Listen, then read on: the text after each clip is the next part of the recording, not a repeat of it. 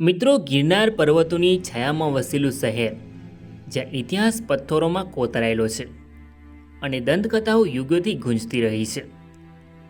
જૂનાગઢ, જેનો અર્થ થાય છે જૂનો કિલ્લો. જૂનાગઢ એ ગુજરાતના સૌથી ઐતિહાસિક શહેરોમાંનું એક છે, જે સદીઓથી વિસ્તરેલો વારસો ધરાવે છે. પ્રાચીન રાજવંશોના શાસનથી આધુનિક સ્વતંત્રતાની ચળવળ સુધી જૂનાગઢ એક એવું શહેર છે જ્યાં અનેક સંસ્કૃતિઓ એકત્ર થાય છે અને ઇતિહાસ ખીલે છે. જેથી આજના વિડીયોમાં આપણે જૂનાગઢનો પ્રાચીન ઇતિહાસ જાણીશું. નમસ્કાર મિત્રો, તો સ્વાગત છે એક નવા વિડીયોમાં. સો ફ્રેન્ડ્સ, હું છું ધર્મેશ અને ધર્મેશ પટેલ યુટ્યુબ ચેનલમાં તમારું સ્વાગત છે. સો ફ્રેન્ડ્સ, આજના વિડીયોમાં આપણે જૂનાગઢનો પ્રાચીન ઇતિહાસ જાણીશું. સો વિડીયોમાં છેલ્લે સુધી બન્યા રહો. તો ચાલો વિડીયોને શરૂ કરીએ. મિત્રો, જૂનાગઢ એ ભારતના ગુજરાત રાજ્યના જૂનાગઢ જિલ્લામાં આવેલ પ્રાચીન જગ્યા છે. જૂનાગઢની ઉત્પત્તિ પ્રાચીન સમયથી છે, જેનો ઉલ્લેખ મહાભારત અને પુરાણોમાં જોવા મળે છે. મિત્રો, અત્યારનું જૂનાગઢ સદીઓ પહેલાં કુશસ્થળી તરીકે જાણીતું હતું, જ્યાં કુશસ્થળીના પ્રાચીન શહેરો હતા. સ્કંદ પુરાણમાં કુશસ્થળી વિશે એ ઉલ્લેખ કર્યો છે કે કુશસ્થળીનું નામ રામના પુત્ર કુશ પરથી પડ્યું, જેણે તેની સ્થાપના કરી. જ્યારે દ્વારકા મહાત્મયમાં સુવર્ણ નગરીને કુશસ્થળી તરીકે ઓળખવામાં આવી છે. જ્યારે સ્કંદ પુરાણના અવંતી ખંડમાં એવું કહેવામાં આવ્યું છે કે ભગવાન બ્રહ્માએ ભગવાન શ્રી કૃષ્ણ માટે મુઠ્ઠીભર કુશા ઘાસ મૂક્યું હતું, જેથી તે સ્થળને યાદવ વસાહતની સ્થાપના માટે પવિત્ર સ્થળ તરીકે ઓળખવામાં આવે છે અને આ સ્થળ પહેલાં હેમસર્ગ તરીકે જાણીતું હતું. આમ જૂનાગઢના પ્રદેશના નામ અંગે સ્કંદ પુરાણમાં જ ઘણા વિરોધાભાસ છે. મિત્રો, પુરાણોના ગ્રંથોમાં જૂનાગઢ વિશે અનેક મહત્વની કથાઓ જાણવા મળે છે. જેમાં એવું કહેવાય છે કે એક ઋતુવાંગ નામનો બ્રાહ્મણ હતો. તેમને ત્યાં રેવતી નક્ષત્રમાં એક પુત્ર જન્મ્યો. જ્યારે રેવતી નક્ષત્રનો યોગ હોય ત્યારે તેને શાસ્ત્રમાં ગંડાત યોગ કહે છે. જેથી તે યોગમાં મુનિનો પુત્ર જન્મવાથી તેનો પુત્ર અત્યંત ધર્મભ્રષ્ટ થયો, જેથી તેના માતા પિતા ખૂબ જ દુઃખી થયા. ત્યારબાદ ઋતુવાંગ મુનિ ગર્ગ ઋષિ પાસે તેમનો પુત્ર ધર્મભ્રષ્ટ કેમ થયો તે જાણવા ગયા, જેથી રેવતી નક્ષત્રમાં જન્મવાનું કારણ મળ્યું. તેથી ઋતુવાંગ મુનિએ રેવતીને શ્રાપ આપ્યો અને પૃથ્વી પર પડવા કહ્યું. મિત્રો, આ શ્રાપના કારણે રેવતી નક્ષત્ર પૃથ્વી પર કુમુદ પર્વત ઉપર પડ્યું, જેથી તે સ્થાને મોટો ખાડો થઈ ગયો અને પર્વતનો ભાગ તૂટવા લાગ્યો. ત્યારબાદ તે ખાડામાંથી રેવતી નામની કન્યા ઉત્પન્ન થઈ. તેને પૃમંચ નામનો એક મહાત્મા લઈ ગયા અને પાલન પોષણ કરી મોટી કરી. ત્યારબાદ તે કન્યા ઉંમરલાયક થતાં તેને દુર્દમ નામના રાજા સાથે પરણાવી. ત્યારબાદ રેવતીનો બીજો જન્મ થાય છે. બીજા જન્મમાં રેવતી કુશસ્થળીના રાજા રેવતની પુત્રી તરીકે જન્મ લે છે. જ્યારે રેવતી ઉંમરલાયક થઈ ત્યારે રાજા રેવત તેના લગ્ન કરાવવા ઈચ્છે છે, પરંતુ રેવતીની ઊંચાઈ સામાન્ય વ્યક્તિઓ કરતાં વધારે હતી, જેથી કોઈ તેની સાથે લગ્ન કરવા તૈયાર ન હતું. જેથી રાજા રેવત તેની પુત્રી રેવતી સાથે ભગવાન બ્રહ્માની સલાહ લેવા માટે બ્રહ્મલોક જાય છે. મિત્રો, રાજા રેવત તેની પુત્રી રેવતી સાથે બ્રહ્મલોક ગયા અને ભગવાન બ્રહ્મા પાસે જઈને તેની પુત્રીના લગ્ન કોની સાથે કરાવવા તેની સલાહ આપવા કહ્યું. ત્યારબાદ બ્રહ્માજીએ કહ્યું કે મૃત્યુલોકમાંથી તમારા આવ્યા ત્યારથી અત્યાર સુધીનો સમય ઘણો વીતી ગયો છે અને કુશસ્થળીમાં અનેક પેઢીઓ થઈ ગઈ છે. કુશસ્થળીનો પુણ્યજનોએ નાશ કર્યો છે અને કુશસ્થળીમાં યાદવો વસ્યા છે.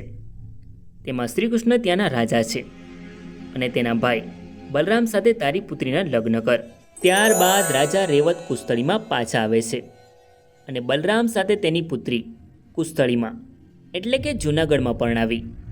જી હા મિત્રો, આજે જૂનાગઢમાં ભગવાન બલરામ અને રેવતીનું મંદિર જોવા મળે છે. મિત્રો, તેમના લગ્ન સમયે જે અગ્નિકુંડ તૈયાર કરવામાં આવ્યો હતો તે આજે રેવતી કુંડ તરીકે જૂનાગઢમાં જોવા મળે છે. મિત્રો, રાજા રેવત તેની પુત્રી રેવતીના લગ્ન બલરામ સાથે કરાવ્યા, પરંતુ રેવતી ખૂબ જ ઊંચી હતી, જેથી બલરામે તેનું હળ રેવતીના ગળામાં નાખી તેને નીચી કરી. મિત્રો, રાજા રેવતે ભગવાન શ્રી કૃષ્ણના શાસનકાળ દરમિયાન બલરામ સાથે તેની પુત્રીના લગ્ન કરાવ્યા.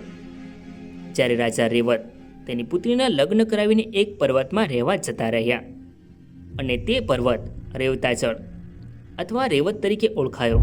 મિત્રો, આવી અનેક વાર્તાઓ પુરાણોમાં પણ જોવા મળે છે, જ્યારે સ્કંદ પુરાણમાં પણ તેનું વર્ણન કરવામાં આવ્યું છે.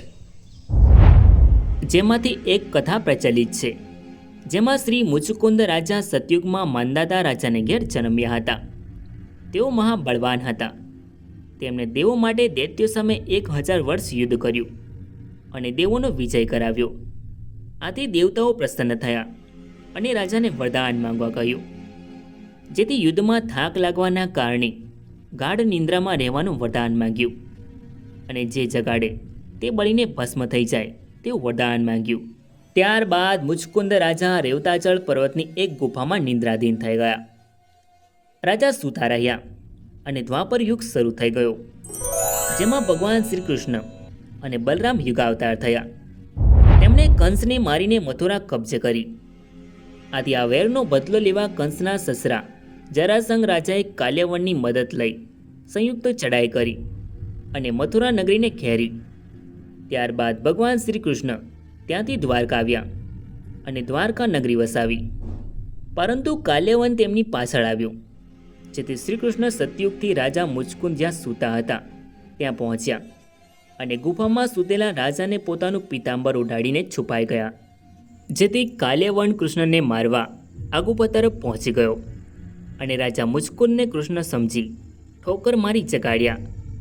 આથી સૂતેલા રાજા જાગી ગયા અને કાલ્યવન પર રાજાની નજર પડતા જ તે બળીને ભસ્મ થઈ ગયો.